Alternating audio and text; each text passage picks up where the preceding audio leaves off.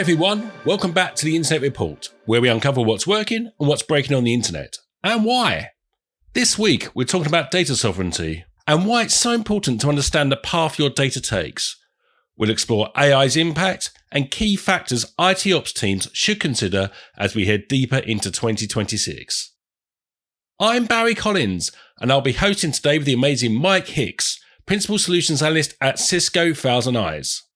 As always, we've included chapters in the episode description below, so you can skip ahead to the sections that are most interesting to you. And if you haven't already, we'd love you to take a moment to give us a follow over at Spotify, Apple Podcasts, or wherever you like to listen.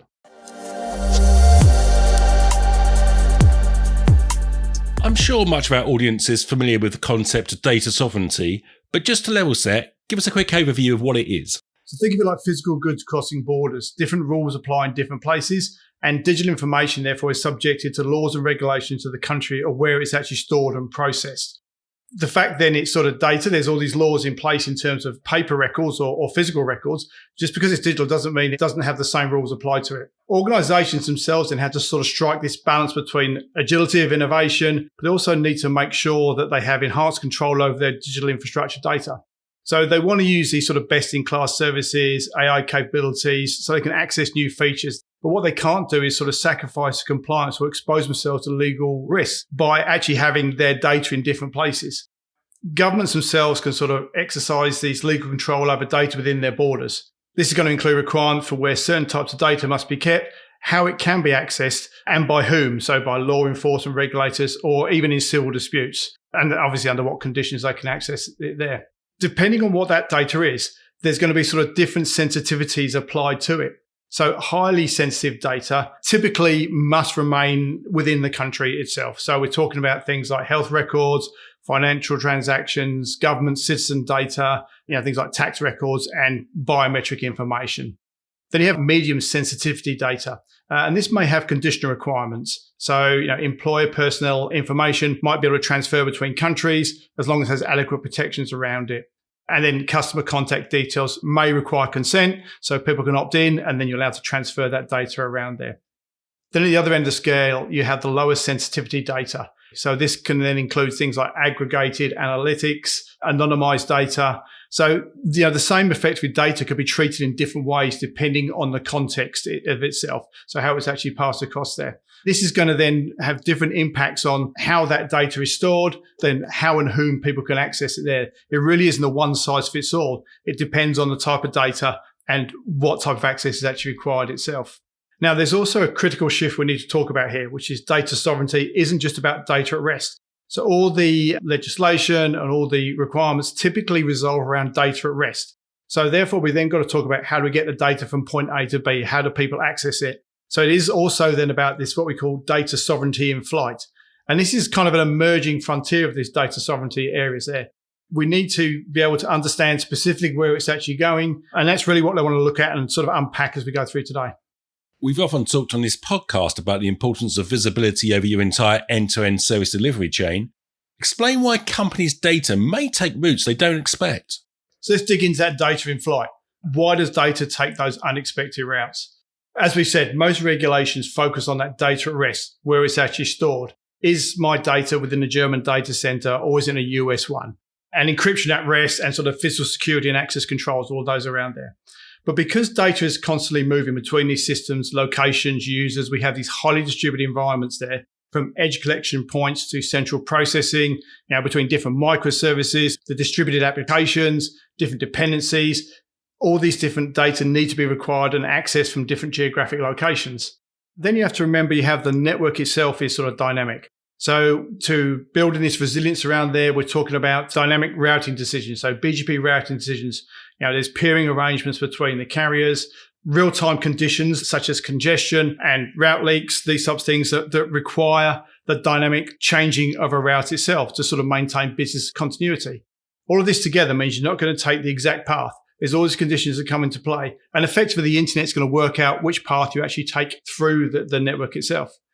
Now, because of this, the data can traverse multiple jurisdictions between the source and destinations. So just because you're connecting, say, Sydney to Melbourne, the traffic might go via Singapore, or it could even go via the US, depending on who your ISP is, who they're actually peering with, and the routes, and also things like CDN architectures. So where are we actually going to? Where's that local point you get there? Now, without actually sort of understanding those paths, you don't know where it's going to go. And to a degree, that's fine. We're looking at that information from the edge. You press return on your keyboard, you expect to get a response between certain times. And the network is effectively taking care of that. But because of this, you need to be able to understand exactly where it is. The other part of this then is this emerging concern, harvest now, decrypt later. So what this concerns is adversaries capturing encrypted traffic today, storing it so they can actually capture it out and decrypt later. So if your data crosses borders you didn't intend to, it kind of have this long-term risk where the data can actually be captured, let's say, and decrypted later on. To put this into context, tell us about a real-life example you discovered where a country's census data was leaving that country. So census data is probably about as sensitive as it gets. So this is personal information on an entire population. The expectation, therefore, is this is domestic-only infrastructure is actually used. So in this particular example, this is exactly the case. There was obviously somebody sending the information from within the country, and all the data was actually being stored within the same country. When I actually looked at what was happening with this network connection, again, it was actually the data at rest was specifically going and staying within country. When I actually looked at the path, it was actually coming out of the country, leaving the country and being backhauled through the provider's network through a different country and then back into the country itself before it went to the data at rest. In this particular case, there wasn't actually sort of anything nefarious with this. It was just the way that the provider's network was actually structured to make the most of the optimal path. But the reality was this data was actually leaving the country to get back into a server which was located within the same country.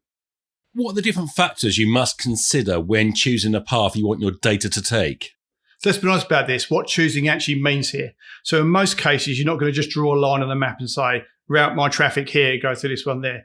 The internet's going to use BGP to determine where the path actually goes. And then you have the peering arrangements within there. So, what is from a load perspective and also from a cost perspective between the actual providers themselves.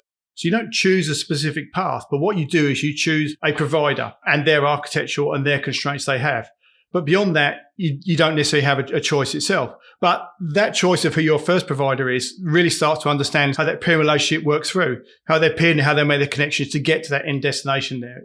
So having said that, what we need to start classifying is what data we're actually moving. So what data are we talking about? Are we talking about health records? We're talking about financial transaction, marketing analytics themselves. Different data is going to have different regulatory requirements. Some legally can't leave the country, full stop. Others we can actually transmit through jurisdictions with adequate protections there. So the data classification is going to determine what constraints you need to impose there. And then coming back to this provider themselves, the selection is your primary control point. This is the access point where you actually sort of make this connection coming into, and you're not controlling the routing directly, but your ISP, your cloud provider, does provide that downstream peering perspective themselves. Is there anything more you can do once you've chosen a provider? So once you've actually chosen your provider, then you still have to consider the performance. Again, this comes back to the type of data you're actually moving. So some latency sensitive applications, so a trading system or real-time collaboration is actually going to sort of limit the geographic options of where we actually want to keep that data and how we actually want to get to there. If you demand your data to stay in country but need global low latency, then these constraints may actually sort of conflict. What you might need to consider in those places is sort of splitting the data up. How do we actually satisfy those needs so therefore we're actually not putting all the data together in one single part? Even if you can control the exact paths, what you can't evaluate is the likely routes themselves. So you can actually understand from your peering relationship where those partners go, but which countries they typically route through, where they actually go for those services. So sort of then understanding the legal frameworks within those jurisdictions themselves. So we know the likely route for this traffic to go through country A or country B, understand the actual legal jurisdictions for that, because this is always coming into place. So as we said, different countries have different legal requirements about what you can actually access and how you can access that data. So understanding which countries you're passing through, you understand sort of what access people can actually have that data themselves. The other thing about this is we are talking about this dynamic world. So really need to sort of understand that everything's going to change at any one time or can change from there. This is constantly moving itself. So ultimately, when we're thinking about this, we really need to sort of understand where our paths are going from any one time.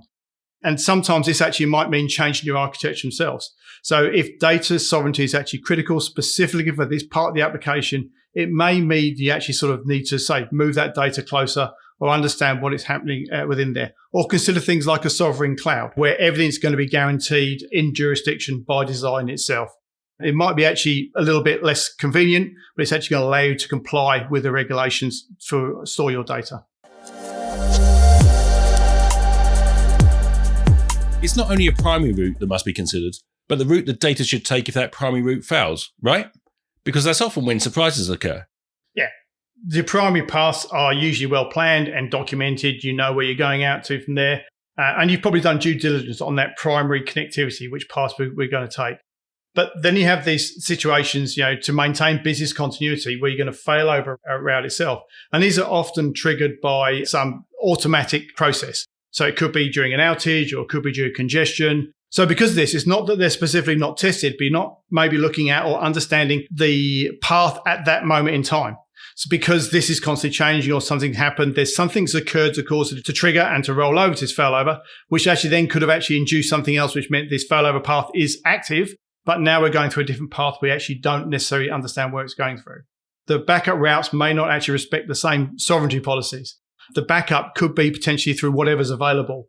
Therefore, we're going through different carriers. They have different peer relationships, and the geographic diversity is going to mean jurisdictional diversity as well.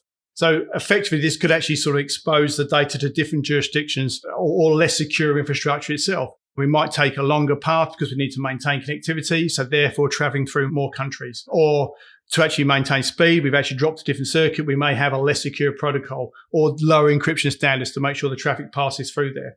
So when we're thinking about the DRP planning, you've got to intersect that with data sovereignty. So the disaster recovery plan needs to account for where the failover is going to send the traffic to. The mitigation strategy is, can I shift to a specific backup ISP and still maintain that sovereignty? So you might need to accept that you're going to have a degraded performance to maintain compliance. So it's coming to this trade-off between availability, performance, and sovereignty to sort of understand that overall system itself. You could arguably once have assumed that if your data was end-to-end encrypted, it didn't really matter which path your data took from a security standpoint. Explain why that's no longer the case.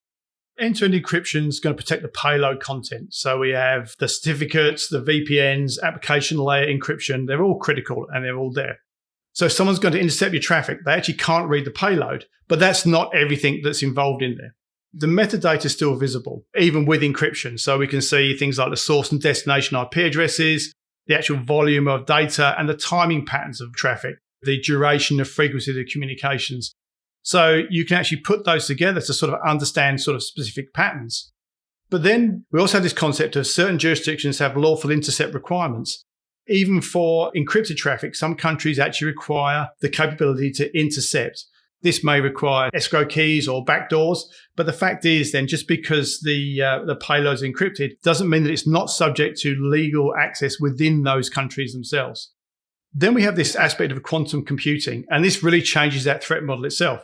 The current encryptions assumes that factoring large numbers is computationally infeasible. Now, what quantum computing is actually sort of introduced to us there is that they can actually break that assumption. So this is where we have that harvest now, decrypt later, where the data captured could be readable in like a few years' time. So the bottom line to this is the encryption is necessary, but it's not on its own sufficient. It's a foundation to control, but it's not the complete solution. You need to combine the encryption with routing controls, visibility, and governance. So this defense in depth, encryption plus sovereignty-aware routing is really what you need to consider. AI adds another layer of complexity to this discussion. What new questions should we be asking about data sovereignty in the age of AI? AI adds an entirely new dimension to data sovereignty. So the traditional concerns still apply, which paths we take in there, but AI creates fundamentally new data flows. So where is our inference happening? Is it on the device? Is it on the edge? Is it a centralized cloud? And where's the training data stored? Where's it going to be processed? And potentially where's that data going to be retained itself? But critically there, where is the AI directing data to go? Which path we're going to take it to? Which tools do I need to call down? Where are those tools located? Which countries are they in? We might be crossing different boundaries themselves. Agentic systems are going to make autonomous routing decisions at machine speeds. And when I say they're making routing decisions, what I mean is they're actually selecting the destination where they're going to go. And the inference or the reasoning engine there, they're actually making a choice of the endpoint they need to do to complete the task they've been asked to do. From there, this actually might route to wherever that inference cluster has capacity. Now, again, this could be in a different country. It could span multiple providers, different jurisdictions, all without the explicit user choice. So you've actually asked it to do this task, and now it's gone off and to complete that task, and it's going to do whatever it needs to actually do there. So what we actually need to do in these situations is to have that visibility within these autonomous choices to make sure they're aligned with your sovereignty requirements or your actual requirements themselves. The other thing to consider there is a data sharing between AI providers and infrastructure partners. So your AI vendor might actually use another company's infrastructure. So again, we're going to have other systems involved. We have sub-processors, third-party model providers themselves. These complex business relationships are going to determine where the data actually goes. You need to understand the full chain, not just your direct vendor. So we're talking about the ISP provider themselves, where we're saying, okay, we can look at there and then we understand the peering relations that we have. We can see from there. All of a sudden, we have these different dynamic chains effectively coming in place. And then we have the services built on top of services themselves. So we really need to understand everything that's going through there. You need to understand how your agentic systems are functioning and are they operating within intended parameters. And those parameters need to include specifically where are we getting those tools from? Are we selecting those tools? Where is that data actually stored? And where's our training model, our data going to be stored and retained? Finally, Mike, just wrap up the factors we need to be considering when thinking about data sovereignty as we head deeper into 2026. The key takeaway is that data sovereignty isn't just about storage anymore. It's about the entire journey. Where we talked about data at rest, that was effectively chapter 1. Now, data in flight is chapter 2. And most organizations probably haven't considered or opened that book on that yet. So from that collection through the processing to storage and the deletion of the data, you need to consider that end-to-end data lifecycle and the governance that goes with there. The other thing you need to consider is that regulations to continue to evolve globally. What's compliant today may not be tomorrow. Which countries have different jurisdiction laws may actually change tomorrow there. And also we have this situation where the AI stuff's starting to grow. Now, there is a few AI-specific regulations coming in, the EU AI Act, but there will others actually follow close by. So you need to be able to understand these, stay current, understand what's happening around those systems themselves. I was actually focusing on 3 pillars there. I'd actually say compliance, security, control. Compliance to make sure you're meeting the regulatory requirements there. Security, so you're aware and protecting against threats, including potentially future ones. So sort of these 0-day type things there. And control, ultimately knowing where the data is and the ability to enforce policies to sort of stop getting access to the data themselves. Also consider evaluating sovereign cloud options. So, what is a sovereign cloud? So sovereign cloud is cloud infrastructure where everything stays within jurisdiction. So it's not just the servers, but the operations, the administrations, the support staff, and they're all in one country. Data never leaves the borders, even for backup or disaster recoveries. So, things like this, we consider sort of government cloud environments with air-gapped infrastructure, financial services using domestic-only cloud regions with local operations teams and the like there. Really start to sort of understand the routing policies and align those with the data governance. Don't leave the routing to chance. Specify the requirements for primary and backup paths themselves. Use BGP communities and traffic engineering to sort of influence the routing wherever you can. So my key takeaway for data sovereignty isn't just about storage anymore. We said data at rest is necessary, but it's insufficient. The way that applications, distributed systems operate today means that data is constantly in flight. So you need visibility and control over the entire journey themselves. From the collection through the processing, the storage and deletion, it's really about that end-to-end lifecycle governance. And that's our show. Please give us a follow and leave us a review on your favourite podcast platform. We really appreciate it. And not only does this help ensure you're in the know when a new episode is published, it also helps us to shape the show for you. You can follow us on LinkedIn or X at ThousandEyes, or send questions or feedback to insidereport@thousandeyes.com. Until next time, goodbye.